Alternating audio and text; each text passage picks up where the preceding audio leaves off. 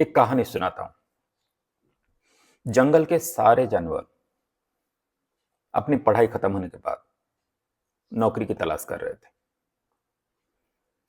सब एक दूसरे से फीडबैक ले रहे थे कि क्या किया जाए, क्या नहीं किया जाए। बंदर की नौकरी लग गई।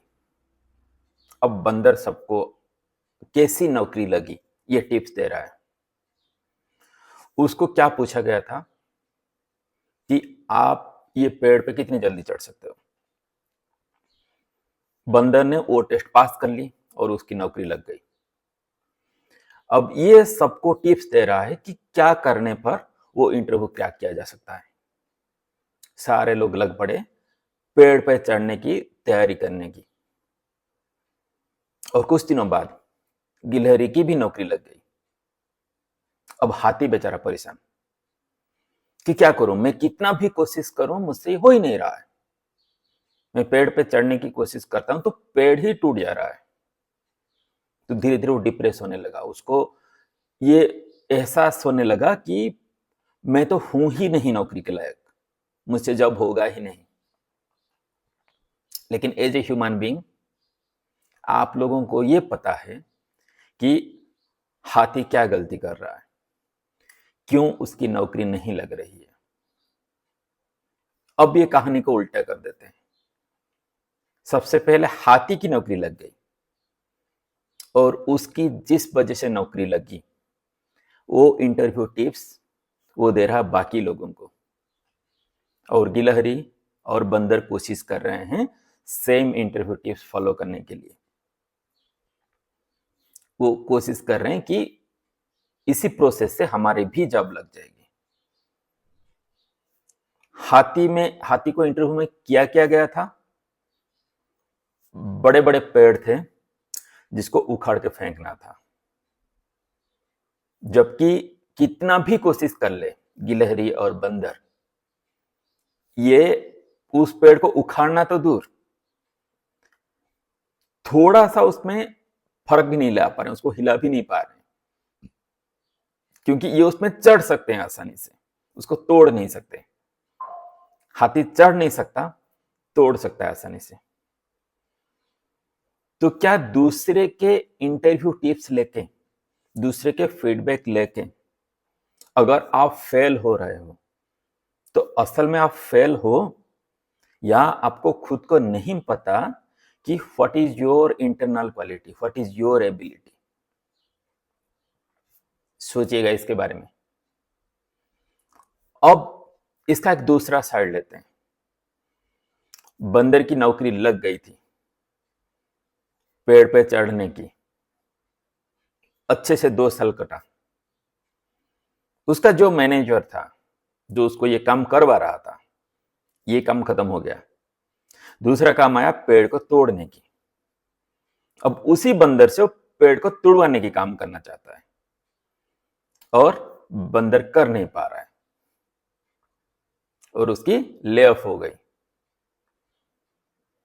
तो मैनेजर कभी ये उसको पता ही नहीं लगा कि इश्यू कहां था, कहां दिक्कतें थी।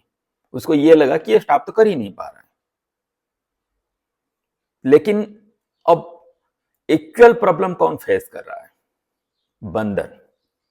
इसकी जॉब चली गई है और इसके दिमाग में ये घुस भी गया है कि I am not fit for the job, ना कि वो स्पेसिफिक जॉब।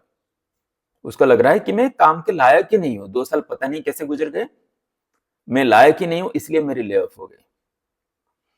अब वो जहां पे भी ट्राई कर रहा है उसको ये लग रहा है कि आज का जो दौर है वो पेड़ तोड़ने का दौर है, ना कि चढ़ने का। तो पेड़ तोड़ने की ही तैयारी कर रहा है और बार बार वो फेल हो रहा है। कुछ दिनों बाद डिप्रेशन में चला गया।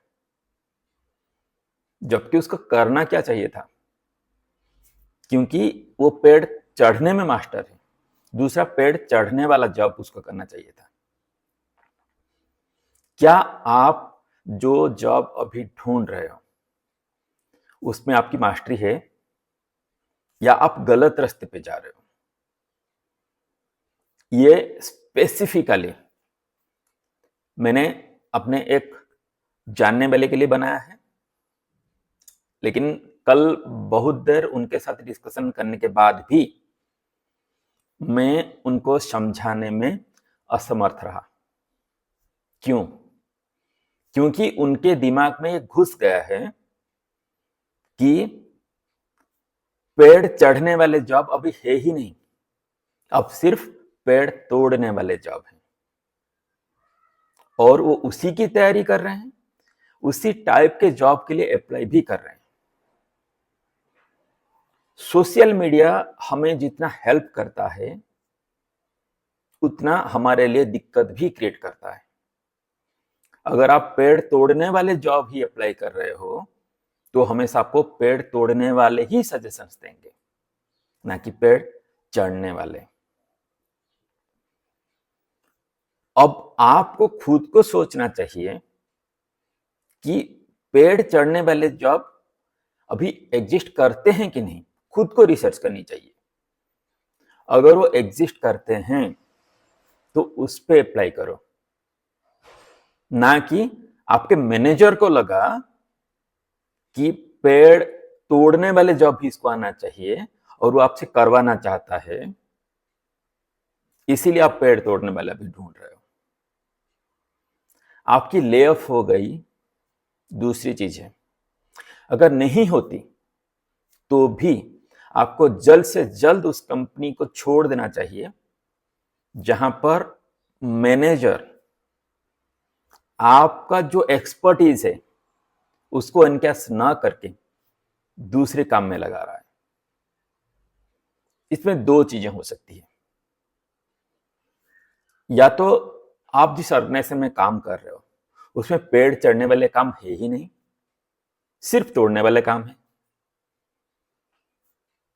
या तो आपका जो मैनेजर है उसमें इतना एफिशिएंसी है ही नहीं कि वो जान सके कौन से स्टाफ को कहां इस्तेमाल करनी चाहिए। तो क्या आप खुद के लिए जस्टिफाई कर रहे हो? क्या आपको खुद को अपनी एफिशिएंसी पता है? अगर आप खुद को ही नहीं पता है तो मैनेजर को ब्लेम करके भी फायदा नहीं है।